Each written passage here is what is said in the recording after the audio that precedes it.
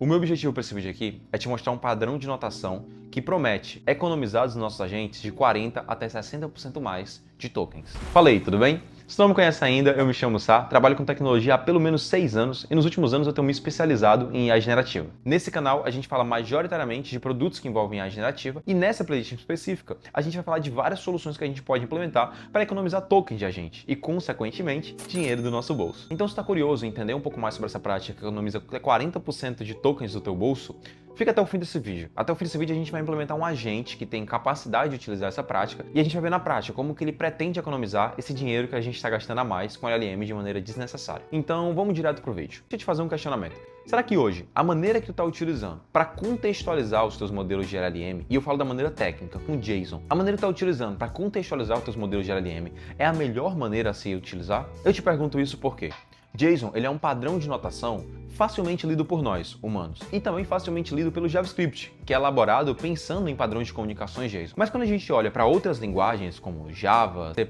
C Sharp, essas linguagens elas costumam utilizar, e elas têm mais facilidade de utilizar, outros padrões de notações para trabalhar. E aí, cara, pensa comigo, se toda linguagem tem um padrão de notação que ela é mais fácil de utilizar para poder trabalhar, com LLM isso não seria diferente. O que acontece é que quando a gente utiliza um JSON para contextualizar um modelo de LLM, seja para escrever um prompt, ou para invocar tools, ou para fazer um RAG, um retrieval externo, o padrão JSON, a maneira que a gente declara ele com chave, objeto e valor, não é a melhor maneira para fazer com que a LLM tenha tanto o input de dados quanto o output de dados. A gente tem outras maneiras que a LLM escreve menos, entrega pra gente o mesmo resultado e, consequentemente, gasta bem menos do nosso bolso. Nesse vídeo específico, a gente vai falar de um dos padrões de notação que ganhou bastante visibilidade na comunidade uns tempos pra cá. Inclusive, existem diversos tópicos na Medium falando sobre esse padrão de notação. Se tu não conhece ainda, esse cara se chama Tom. E agora eu vou te mostrar na prática como que funciona a implementação de um agente que utiliza Strange Agents. E aí, corte rápido. Strange Agents é um framework para construção de agentes que eu ainda vou gravar todo um vídeo nesse canal falando sobre ele. Mas nesse primeiro momento, o que tu tem que entender é que ele é um framework para construção de agente.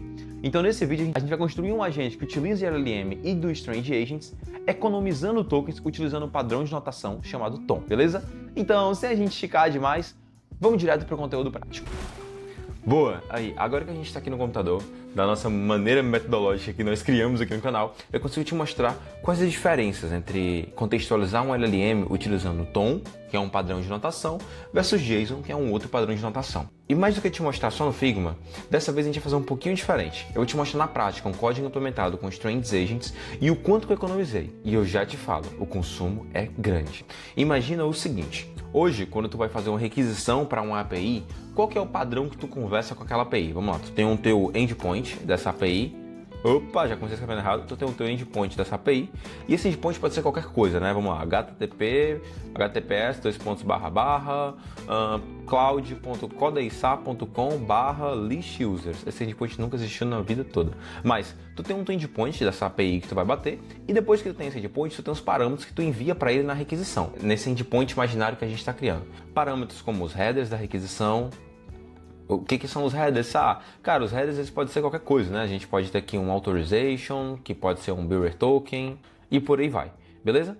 Mas mais do que os headers, tu vai ter também o body aqui na tua requisição que pode passar alguma coisa. No caso dessa list user, só se tu não passa nada no body, a não ser que ela seja paginada. Isso aqui é a tua request, como a gente já está acostumado. Boa!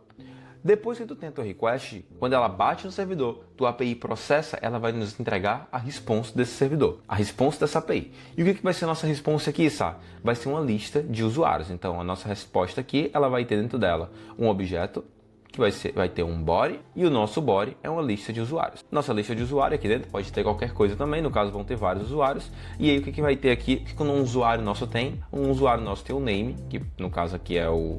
Vamos criar o meu usuário, né? O Vissá. O nosso usuário, ele tem um age, que no caso é a idade, pode ser 24. O nosso usuário também tem um birth date, meio redundante, né? Mas vamos dizer que a gente tem o nosso birth date. E por aí vai. Além disso, nosso usuário tem vários outros parâmetros. Isso aqui, a gente acabou de ver, esse padrão aqui que a gente está vendo de resposta, nesse body aqui, tu provavelmente já conhece, mas esse padrão aqui é o padrão JSON, onde a gente define entre brackets, a gente define uma chave, que no caso é name, age, birth date, e a gente define valores para essa chave entre aspas. Isso aqui é o padrão JSON. Só que qual que é a problemática desse padrão? Deixa eu explicar. Nessa nossa API que a gente bateu, isso aqui é muito fácil para a gente ler. inclusive para aplicações em JavaScript, também é muito simples para elas entenderem. Mas quando a gente manda isso para um LLM, a próxima coisa que a gente vai ter nessa API é o mesmo objeto aqui embaixo, beleza? Então a gente vai ter esse mesmo objeto, só que para um outro usuário. No caso aqui, vamos criar um usuário fictício, que esse usuário é o Pedro. E o Pedro aqui, ele tem informações diferentes. O Pedro tem uma idade de 22 e ele nasceu, consequentemente, em 2003. Qual que é o ponto? O Pedro, ele é um usuário completamente diferente do UserV, é tanto que a gente não colocou, mas esses caras aqui, sempre no API, né, eles vão ter um ID. Então o ID do Pedro é 2 e o ID do UserV é 1, porque ele foi o primeiro usuário cadastrado. Qual que é o problema aqui? Eu não sei se tu consegue perceber, mas os valores, as chaves, na realidade, no nosso body aqui do nosso payload, eles estão se repetindo. Eu tenho name aqui e eu tenho name aqui. Eu tenho um age aqui e eu tenho um age aqui. Eu tenho birth date aqui e tenho birth date aqui. E imagina que eu listo 100 usuários. Quantas vezes as mesmas chaves vão se repetir para esses 100 usuários? 100 vezes. E para um LLM, não faz sentido ela ver as mesmas chaves 100 vezes se ela já sabe que provavelmente o quarto parâmetro é o birth date. Ou se a gente estipula um tipo para se comunicar com o LLM onde o quarto parâmetro passado sempre seja o birth date. E é exatamente aí onde entra o padrão de notação tom. No padrão tom, a gente tem uma coisa parecida, mas com uma formatação completamente diferente, onde as chaves não se repetem. E o melhor exemplo para isso é a gente olhar para esse repositório aqui. Nesse repositório, a gente tem esse exemplo exato que eu estou falando aqui. Então, olha, a gente tem aqui usuários, que é um array, eu tenho cada usuário ID, name, role, eu tenho, no caso, a Alice, o Bob, eu estou com isso aqui tudo se repetindo. E agora, vamos observar o quanto que isso é convertido quando a gente utiliza aqui embaixo esse outro padrão que é o tom. Então, ao invés de declarar várias vezes a palavra ID, várias vezes o name, várias vezes a role, eu só declaro aqui que a gente tem um ID na primeira posição, um name na segunda posição e uma role na terceira posição. Então, o meu objeto, ele deixa de ser esse objeto JSON e ele passa a ser esse padrão, onde eu não preciso ficar repetindo informações que, consequentemente, são as chaves do objeto. Mas no tom, eu não repito essas chaves. Eu declaro o objeto uma vez e, consequentemente, todos os dados que eu passo para a LLM, eles já vão nesse padrão de notação. Então, dessa maneira, ela consegue se contextualizar sem ficar tendo que calcular os tokens de ID, name e role. E é por isso que esse padrão, inclusive esse repositório aqui é muito bom. Esse padrão, a maneira correta de implementar ele, não é para a gente ficar trabalhando com dados e tudo mais, mas ele é um encoder, onde a gente pega o JSON, encoda ele, encoda é um termo forte, né? A gente flexibiliza o inglês, mas a gente pega o JSON, a gente encoda o JSON para o padrão tom e passa a resposta desse padrão tom para nossa LLM. Então a gente consegue contextualizar ela com bem menos tokens e ela dá um resultado para a gente completamente diferente.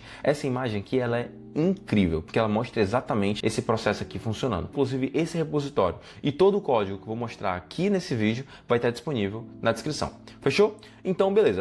Eu entendi que o padrão tom é a gente ter um objeto como esse aqui, inclusive esse aqui é muito bom para a gente mostrar, é eu ter um objeto como esse aqui de users e eu transformar esse objeto nesse objeto aqui, que é o objeto tom, beleza? Aqui a gente tem um objeto JSON, que a gente já está acostumado há bastante tempo, e aqui a gente tem um JSON depois de passar pelo encode, e a gente tem aqui um tom, que no caso é Token Object blá blá blá Notation, esqueci. Token Oriented Object Notation. Beleza? Então, isso aqui é o padrão que eu quero mostrar para vocês. Isso aqui é incrível. Então, bora ver isso aqui na prática. Vamos ver na prática os nossos tokens sendo consumidos bem menos utilizando esse padrão. Rapidamente, com a ajuda do nosso grande amigo Cloud Code, eu criei um código. E esse código ele tem alguns exemplos aqui, beleza? Eu criei uns exemplos utilizando massas de dados, mas são massas de dados geradas fictícias. E eu vou mostrar para vocês como essas massas ficaram antes, depois e quantos tokens efetivamente eu gastei para processar isso com o padrão JSON e com o padrão tom.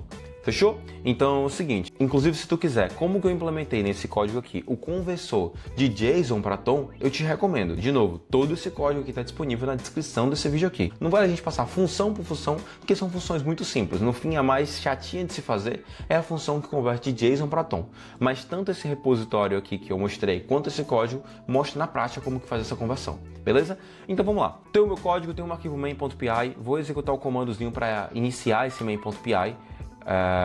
E aqui, ó, ele já me deu aqui, ó, inclusive antes de mandar para a LLM, ele já me deu a nossa análise de custo. Agora deixa eu te mostrar na prática como que isso funciona.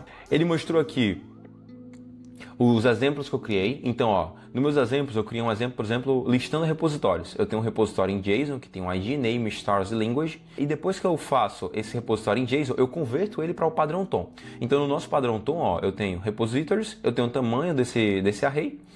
eu tenho ID, Name, Stars, Language e eu tenho aqui os valores disso aqui, beleza? Olha que doido, aqui embaixo eu mostro já quanto que eu economizei de tokens efetivos com esse padrão. Então, cara, no JSON eu gastava mais ou menos 113 tokens. No Tom eu tô gastando 51 tokens. A gente tá falando de economia de 62 tokens, ou seja, apresentando 54% de economia no nosso objeto. Outro exemplo bom é a gente falar de um caso de uso real, ou seja, um dashboard de Analytics ali do Google Analytics. Imagina que a gente exportou do Google Analytics as informações de acesso dos nossos sites. E o que é uma informação de acesso de um site? É a data, é a quantidade de visualizações que ele tem, visitantes únicos, bounce rate, quanto que está durando em média uma sessão e quantas conversões a gente teve. Tudo isso aqui são informações válidas e reais que a gente pode ter de output de um site. Qual que é a próxima etapa? A gente converte isso aqui, esse nosso padrão de JSON, para um padrão de tom. E aí, aqui eu tenho bem mais registros. O meu JSON aqui, por exemplo, é como se eu tivesse 30 objetos dentro do meu JSON. E agora a gente começa a ver números realmente interessantes. Então olha aqui embaixo, a minha análise de custo. Eu tinha meu tokens em JSON, tendo 1.466 tokens. E agora convertendo isso para tom, eu tenho 304 tokens. Ou seja, eu tenho economia de 1.162 tokens. Cara, isso é uma economia de 80%. É quase 80%, 79,3%. É loucura. Quando a gente para converter isso aqui para valor real, a gente tem uma economia grande. Ó, a gente salvou 1.162 tokens e o que a gente economizou foi 34,86 dólares mês. Ou seja, uma economia anual é 418,32 dólares, cara. Isso é muita grana. E a gente está falando de um exemplo com 30 registros. Geralmente a gente pode usar um IA para processar muito mais.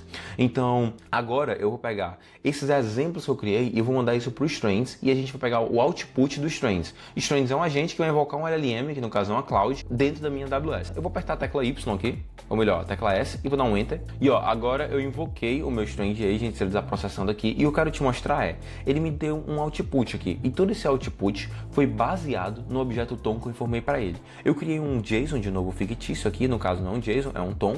E aqui ó, eu passei dados para eles, como dados de laptop, dados como o mouse, quantos vendeu e quantas unidades eu tinha e por aí vai.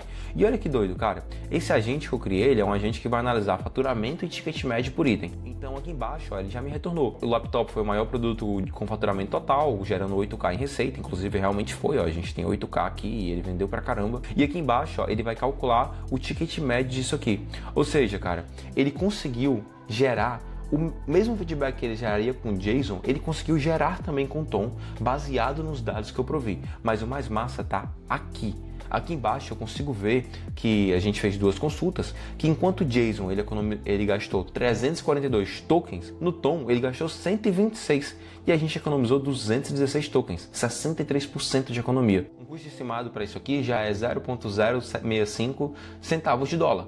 Parece ser pouco, mas não é. A longo prazo, isso aqui, esse número se torna exorbitante. E quando a gente tem dados, como por exemplo o que a gente mostrou aqui em cima, de 30 registros, esse número se torna muito maior. Então olha, o importante desse vídeo era tu entender e a gente acabar com essa visão de que os modelos de LLM, eles precisam conversar com JSONs para ter um output e para ter um feedback real. Não precisa. Os modelos eles conseguem processar outros métodos. E existem métodos mais baratos para nós que somos end users. É importante tu ter entendido e quando tu for implementar o teu próximo modelo ou produto que tu vai utilizar um LLM, isso aqui é a mesma coisa de ficar dando um bom dia, boa tarde, boa noite para modelo. Não fica dando um bom dia, boa tarde, boa noite. Não fica usando JSON desnecessariamente. JSON é um padrão feito para ti, entender os objetos e para o JavaScript conseguir processar melhor. Mas para os modelos de LLM, objetos como o tom é uma ótima notação para contextualizar teus modelos com tanta sabedoria quanto o JSON consegue. Bem, eu espero que tenham gostado desse vídeo, ele foi um conteúdo bem mais techniquez. Se tu tiver ficado com qualquer dúvida, manda no comentário aqui, manda no meu LinkedIn, lembre de se inscrever no canal, ativar os sininhos e todo esse código que a gente viu aqui está disponível aqui na descrição do vídeo, beleza? Foi um prazer estar contigo e até a próxima. Valeu!